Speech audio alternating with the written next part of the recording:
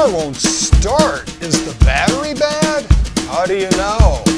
Screw this. Hola! I'm Mike, the backyard mechanic. Remember the good old days when your battery was going bad, the engine would start to crank slowly and the headlights would dim? These days it's like, what do you mean Aunt Bertha's dead? I just talked to her yesterday.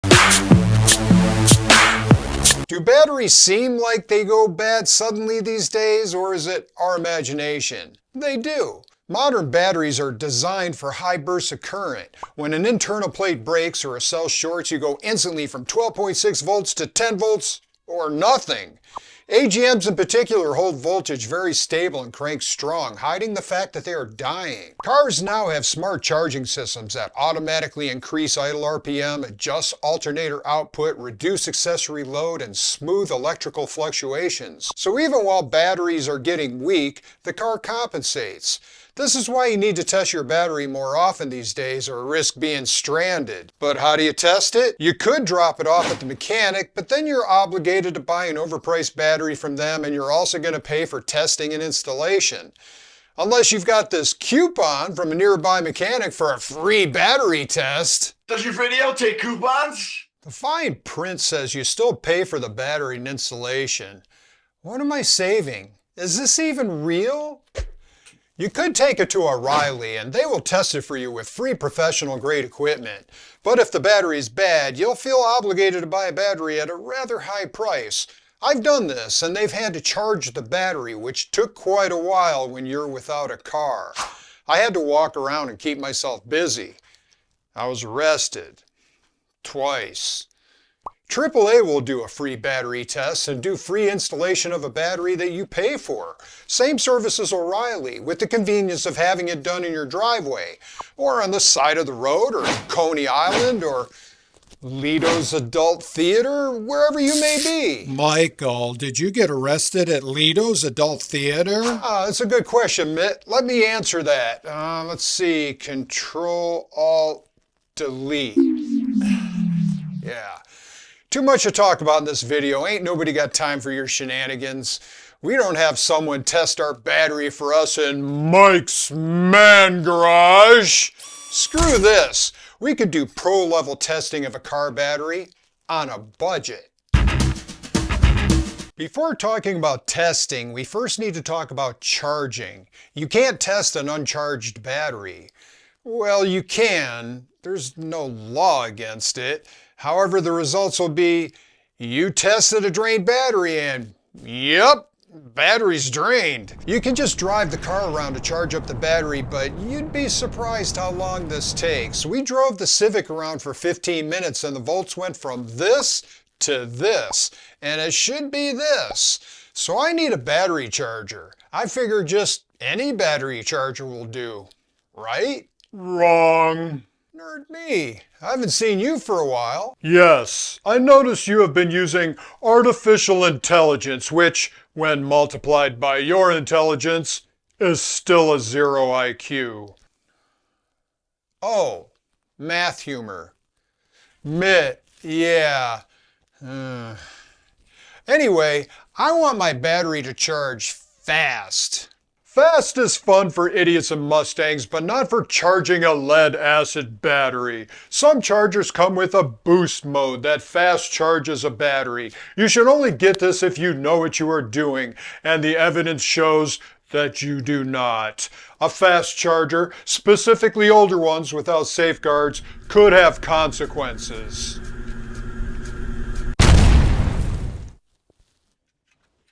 Granted, this is rare, but battery chargers should have overcharge protection or idiot protection. Hey, I resent that, although I have been known to blow things up, so I'll allow it. Other things to look for in a battery charger are reverse polarity protection or more idiot prevention. Suitable current rating for the battery size. You want one for 12 volts and maybe also 6 volt lawnmower batteries. It should support the battery chemistry. Flooded, EFB, AGM, etc. You will want maintenance mode or trickle mode for batteries in storage, cold climate mode or temperature compensation, and importantly, desulfation. In every lead acid battery, when it discharges, lead sulfate naturally forms on the plates. When it recharges, that sulfate turns back into active material. If the battery gets deeply drained or is left undercharged, the lead sulfate hardens into crystals. These crystals reduce capacity and could prematurely kill the battery. A proper charger will use high-frequency pulses or controlled overcharging to break apart and dissolve those hardened sulfate crystals, extending the life of the battery. I recommend the Naco Genius One. It has all these features and safety protections. All you do is connect it and plug it in. It's idiot-proof. Even you can't mess it up. The Naco Genius One works for me and it's only $30. It doesn't have an LED screen, just a red and green light. It handles the rest. That would be the genius part, making me not the genius in this relationship. I parked the Civic in the garage and hooked up the charger. Just plug it into the wall, ensure the mode is on 12 volt standard and connect the leads. The red light indicates that it's charging. Now that it has been charging for 24 hours, we can test the battery and alternator health with a multimeter. With the car off, the battery should be in this range. The Mustang just makes it at 12.42 volts. With the engine running, the reading should be in this range. The Mustang checks out at 14.46. When I rev the engine, it only goes up to 14.48, which is correct. If the volts bounced up and down with the RPMs, that would be a problem with the alternator or a bad connection somewhere. The Mustang battery is officially tested good. Wrong. Again? A conductance battery tester can do much more than a multimeter. They can measure internal resistance, which indicates health and aging, simulate a load to mimic a real cranking event, estimate cold cranking amps and state of health, test voltage drop during cranking, and test the alternator ripple during charging. Alternator ripple is the leftover noise from the alternator's AC to DC conversion process. A small ripple is normal. A big one means the alternator's diodes or windings are going bad. Testing your battery with a multimeter is like checking your pulse. Using a conductance battery tester is like getting an EKG, which wouldn't be a bad idea with your diet. My diet? What's wrong with my... This is the top-down BT100 battery tester, which is a good one and actually better than the 200 and 300. However, after a little more research, this Ancel battery tester is probably more accurate and $17 cheaper. Links to both. The Civic battery was dying overnight. It needed to be tested. The top-down runs on car battery power, so just hook it up. Select battery test. This was a flooded battery, so I selected that. 500 cold cranking amps is what this battery is, so I didn't have to change that parameter. And the power is too low, but I'll test it anyway. Why not? The result is 40% charge, 315 cranking amps, and 0% health. But it can't determine whether or not it is a good battery because it needs to be charged. We jumped the car and drove it around for 15 minutes to charge it up and gave it another test. Now the result is 15% charge, 417 cranking amps, and 70% health. The diagnosis is good charging, which means it can start the car but still needs to be charged more. Driving it around all day wasn't going to get it done, so I needed to put it on a battery charger. I left it on overnight and checked it again 24 hours later. The next day the light was green, so it should be good to go. The battery tester showed 100% charge, 452 cranking amps, 82% health, and it says good battery. To make sure, I left the car sit overnight and tested it again. Now the results are 40% charge, 433 cranking amps, and 75% health. It said the battery is good, but I think with it draining so much overnight, the battery needs to be changed. I can only assume someone is paying you not to think. If a battery drains overnight, it's possible it has a parasitic drain. Parasitic.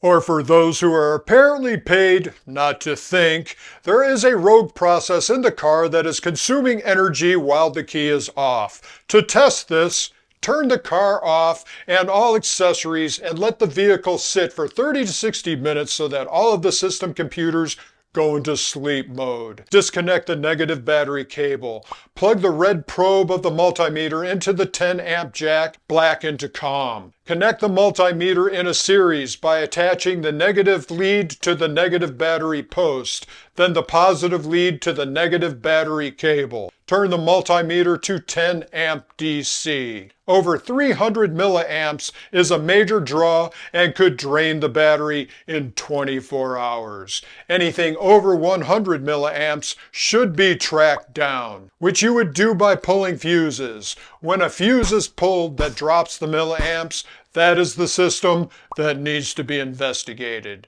which unfortunately might require you to put down your snacks and do some work. Snacks help me think.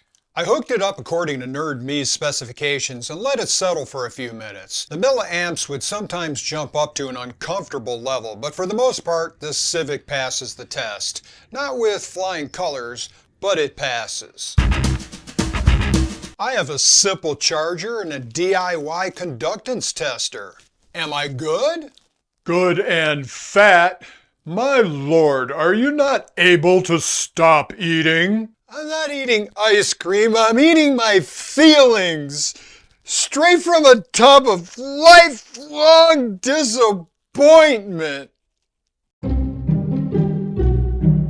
Borderline batteries can show good when they are actually about to go bad because conductance testers apply only a tiny load of about 1 ampere and then use an algorithm to estimate the cranking amps and internal resistance. A load tester connects a big, high wattage resistor, which is basically a heating element, such as on a traditional electric stove. This resistor forces the battery to dump a ton of current, typically half the rated cold cranking amps for a professional tester or 1 to 200 amps for a consumer level load tester. A healthy battery will stay above 9.6 volts after 10 seconds of load. A load tester will catch a few critical things that a battery tester will miss, such as batteries that are weak when under load or have dying cells. Oh, so I should get a load tester instead. Your mind works like windshield wipers moving at 2 different speeds.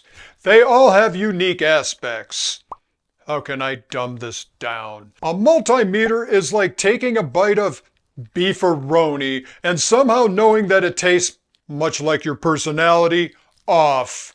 A conductance tester is like examining the can and noting that it has been opened and left on the counter for a week, and the expiration date was from the Bush administration.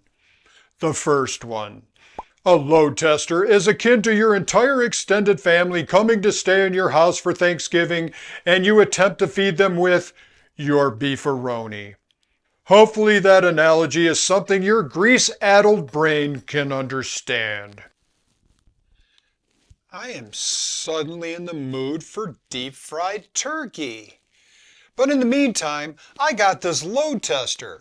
This is either a Schumacher for $45 or a Nico for $28 or OEM Tools for $29. There's other ones too. I guess this is a white label product. The Mustang battery is over 3 years old. It's past warranty. It needs to be tested. The initial check is a simple volt test, like from the multimeter. It shows 12.6 volts, which is good. To perform the load test, press the button and hold it for 9 seconds. The heater element protective coating will smoke on the first few uses. This is normal. It does not smell like turkey. This battery is 600 cold cranking amps, and although it's on the low range of green, it's holding steady. Now for the starting test. The needle drops to the red, but only for a split second, then bounces around in the yellow. The car starts right away, and so now it's reading the charging system, which is strong. The needle dip during the start is normal, but all the readings suggest I should continue to keep an eye on the battery. I had tested the Mustang battery not too long ago, so I know it's good. And sure enough, it's good, but just barely. 57% health, 70% charge. I let it sit for 24 hours and tested it again. Health 42%, and I lost 15% of charge overnight. And it's recommending replacement, so I hooked up the charger. This is an O'Reilly Superstart battery, so I was hoping to get at least a year past warranty. It's currently only 6 months past expiration. Here is a complete table of data from before and after the charge, with each test being done 24 hours after the previous test. What is interesting is the volts are maintained, but because the cold cranking amps are dropping over time, the tester recommends replacement. A multimeter wouldn't have caught that. The consistent volts indicates that the cells are all healthy, but the dropping cold cranking amps indicates sulfation and broken down lead plates. This battery is donezo. I don't need jumper cables, I need a defibrillator. I know what you're thinking. You're thinking, Mike, didn't you wear that shirt last video? Hey, I had to buy a battery for the Civic and the Mazda at the same time. That money came out of my t-shirt funds. But you're also thinking, are you going to buy a new battery for the Mustang? Nope. In a future video, I'm going to be testing jumper packs. And I need a bad battery to do that with. Thank you, Mustang.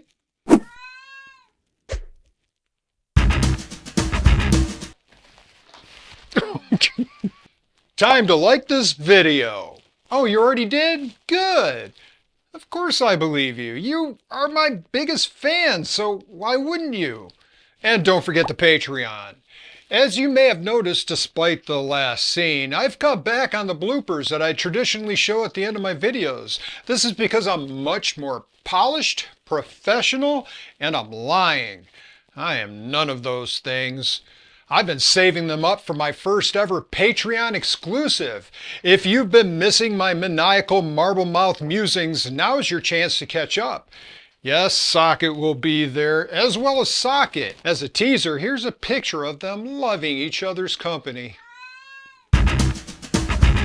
Professional battery testers start at $300. If you get this Ansel Conductance Tester and this OEM Tools Load Tester, you will in fact be able to do a professional level test on your battery for under $70. But remember, the battery needs to be fully charged for testing, so you want this charger too for $29, which brings the price up to about $99 and makes my thumbnail extremely accurate, if you don't count tax, or watch this video in the near future when prices go up again. Modern batteries die without warning, but with these tools you'll know exactly the health of your battery and you can save money by buying from Walmart or Costco. To help offset Nerd Me's verbal word salad, I made a table showing what the load tester does well and what a conductance tester does well. If you can only afford one, get the conductance tester. It will catch bad batteries 99% of the time. Don't forget to charge it first and do another test 24 hours later to get a complete picture of the battery health. Link to all these tools are in the description. And if you use these links, I get paid because I'm affiliate. I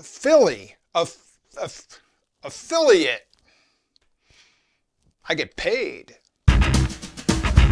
Hey, where'd Socket go? Oh, there he is with this new toy that he pulled off my desk. He really likes that. He's acting like there's catnip on it. What was that move? Little weirdo. Oh, I've got a fan online. Hey, fan, did you like the video? And in the spirit of low-power batteries, you give us a low-power video. Nice commitment to theme. Thanks, fan. This was my one video for the month of December. I'll be back in January for the third installment on car batteries. I'm still working on that shed. This is what it'll look like when it's finished. And here's a little bit of footage on my progress. Digging the trench was harder than it looked. I ran into 1 or 2 tree roots, or 20. But now that base has been laid, it should go up fast. That's what she said. I had to reboot, Michael. Did I miss anything? I know I didn't. I'm not sure this is working, Mitt. Was it something I said? It was everything you said. Is there anything I can do? You're just way too annoying. Not a chance in hell. What if I sounded like this? Would you like me then? Hey, how you doing? Oh, want to watch more on car batteries, watch this here and then watch whatever's up there. So, what's your sign? Gemini? Cancer? Leo? Aries? Aries. I knew it. I've never seen you and Nerd You together, which confirms my suspicions. He doesn't like you either. While you were testing batteries, I was testing your video. Personality? Fail. Humor? Fail. Except for that guy at the end.